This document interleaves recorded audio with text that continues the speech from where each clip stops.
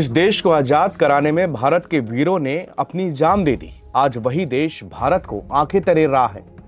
अगर मैं ये कहूं कि बांग्लादेश पाकिस्तान की राह चलना चाहता है तो ये गलत होगा, क्योंकि पूरा बांग्लादेश नहीं बल्कि सत्ता के लोभी कुछ लोग बांग्लादेश को जला रहे हैं।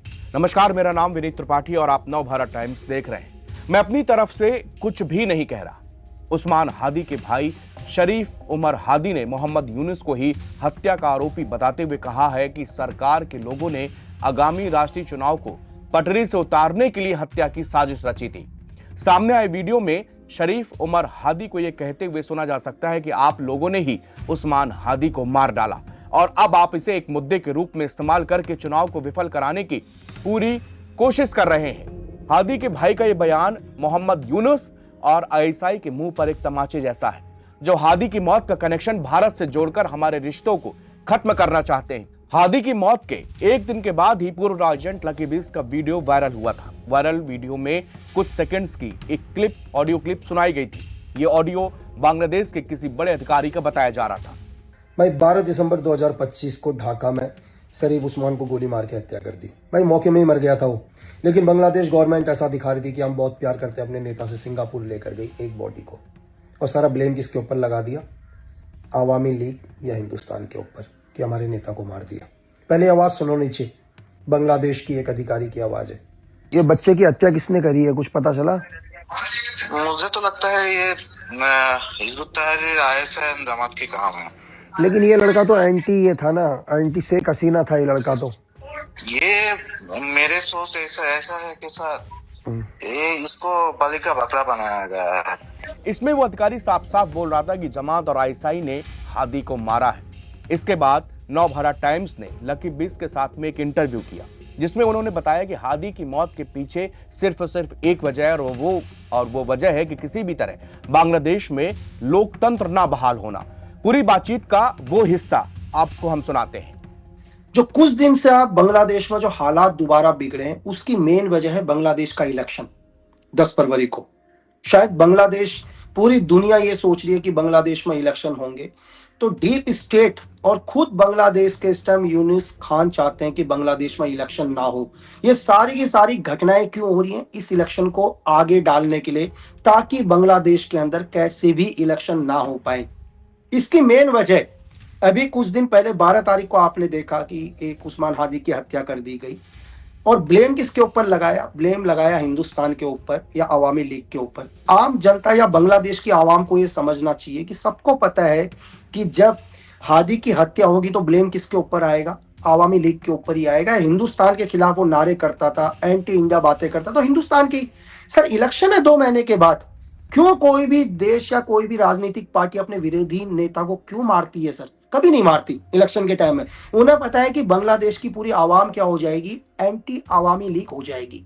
जो आईएसआई का मेन मोटो है, डीप स्टेट का मेन मोटो क्या है? कि पूरी बांग्लादेश की जनता को यह समझाना कि देखो हमारे एक युवा नेता को मार दिया।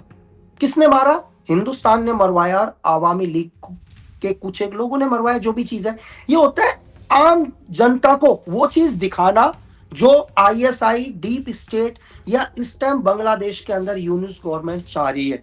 और बांग्लादेश की जनता को लगता है कि नहीं यार, ये तो बिल्कुल इंडिया ने करवा दिया। हिंदुस्तान ने करवाना होता तो हिंदुस्तान उसे खत्म करता ना सर, जो इसकी मेन जड़ है। वो क्यों एक नेता को, 32 साल के नेता को, जो अभी जिसको उभरे हुए साल भर भी नहीं हो रखा सर, उसे मरवाएगा?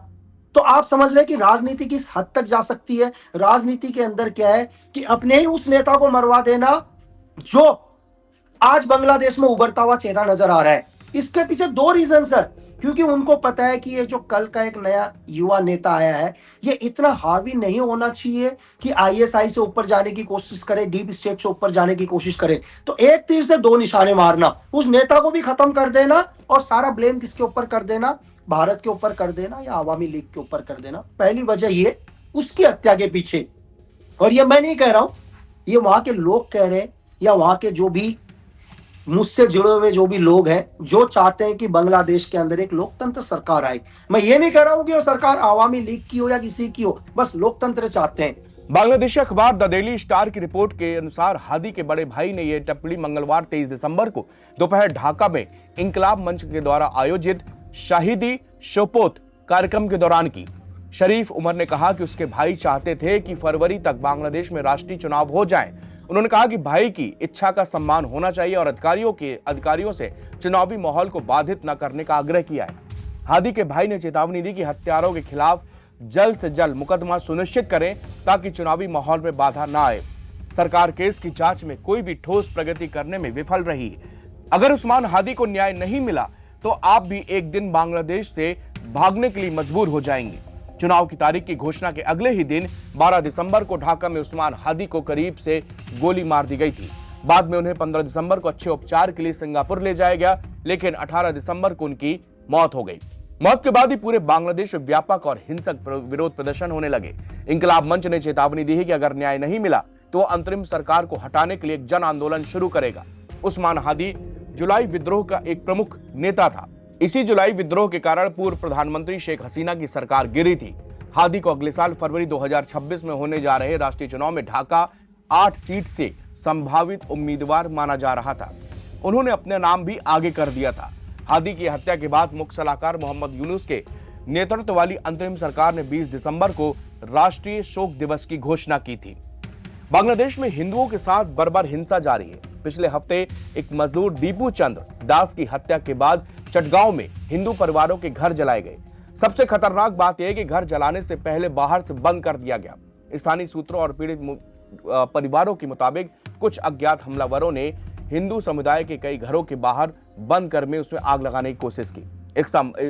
इसका सीधा मकसद लोगों के घरों में ही जलाकर मारना था। हालांकि घर कच्चे थे, इसलिए लोग किसी तरह बाहर निकल पाए और उन सभी की जान बच गई। रिपोर्ट के मुताबिक इन हमलावरों की भीड़ ने घरों को बाहर से ब्लॉक किया और फिर पेट्रोल डालकर आग जलाई। इस हमले में कई घर बुरी तरह से जलकर राख हो गए। रिपोर्ट के मुताबिक घरों में मौजूद लोगों ने किसी तरह दरवाजा तोड़ा या फिर किसी अन्य जरिए से ऊपर छत में कच्चे घरों के कारण ऊपर वाला हिस्सा तोड़कर वो लोग भागने में कामयाब हो पाए। घटना के बाद इलाके में दहशत का माहौल है और कई परिवार अस्थायी ठिकानों पर शरण लेने को मजबूर है।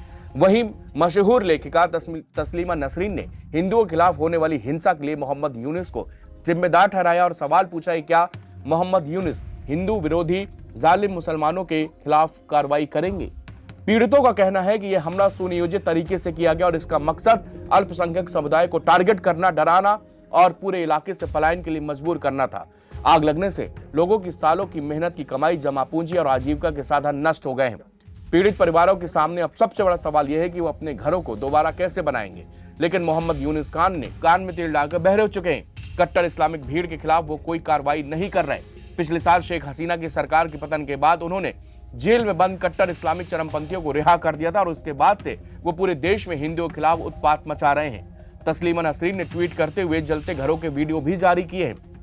उन्होंने लिखा, चटगांव के रोजन में जालिम मुस्लिमों ने हिंदू घरों के दरवाजे बाहर से बंद कर दिए और पेट्रोल डालकर आग लगा दी।